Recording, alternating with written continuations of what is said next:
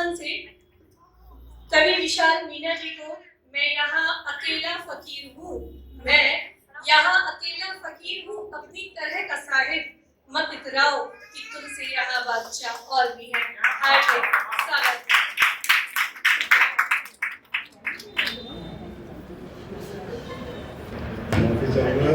बड़ा अच्छा प्रोग्राम चल रहा है, तो मैं थोड़ा खराब बोलने वाला हूँ। खराब इसलिए क्योंकि समसामयिक विषय है, मुझे मेरा खुद का मन विचलित हुआ।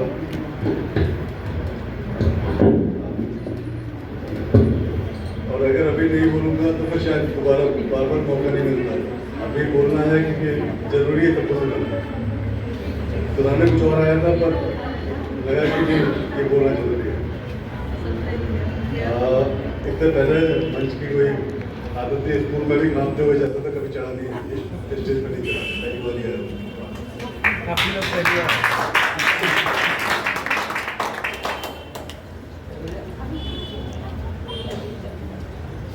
अभी हाल फिलहाल में एक न्यायपालिका ने आदेश दिया, ये Chawla rape and gang rape जो हुआ था, मर्डर केस हुआ था, तीनों आरोपियों को बाइज्जत बरी कर दिया, जिनको हाईकोर्ट ने फांसी दिया। बिना क्या रहा वो कुछ क्लियर नहीं था, और ये कि बोले सबूतों को कुछ कभी लगे। मतलब उस टाइम पढ़ने के बाद में पूरा 2 दिन तक मतलब मेरा दिमाग उस टेंशन से बाहर नहीं निकला कि हुआ क्यों, और उसके बाद में वो लोग उनके पास में रहेंगे जो मतलब उस चीज़ के पीड़ित हैं, और उसी परिवार के साथ में, और वो लोग साथ में ही रहेंगे। उन्हें कितना टॉर्चर होगा उनके लिए कि उनको आमने सामने देखेंगे, जब वो छेड़ के निकलेंगे, कुछ कह नहीं सकते। विचलित मन ये सोच रहा है न्याय कहाँ है, विचलित मन ये सोच रहा है न्याय कहाँ है।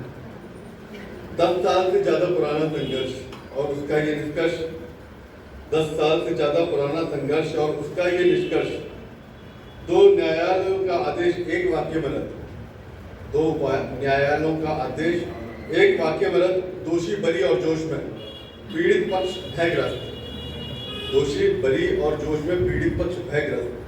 पहले बिल्किस बानो और अब Chhawla rape and murder case. आखिर न्यायपालिका दे रही है कैसा संदेश?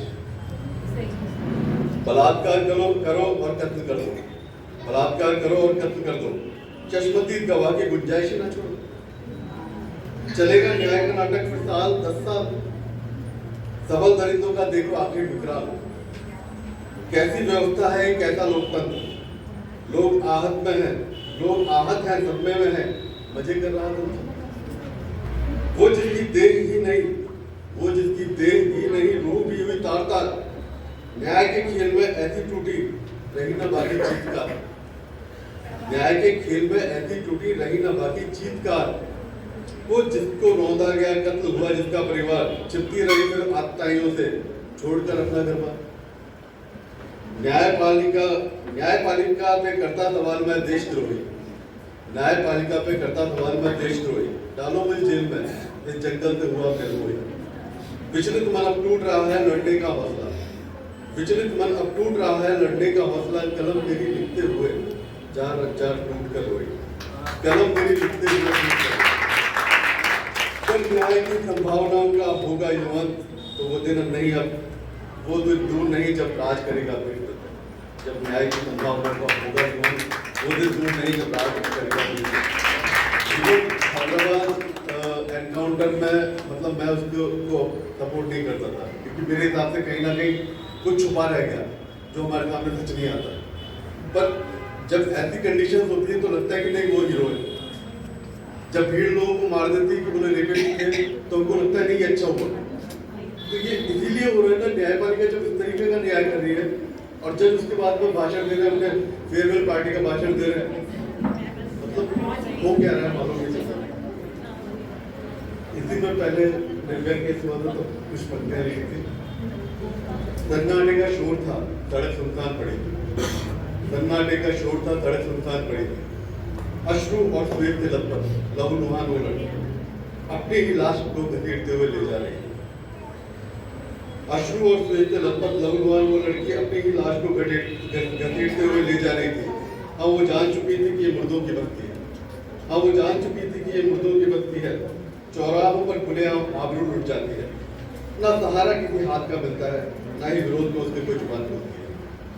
वो जान चुकी थी कि इस मुर्दों की बस्ती में, वो जान चुकी थी कि इस मुर्दों की बस्ती में खुद ही ढूंढी है लाश अपनी।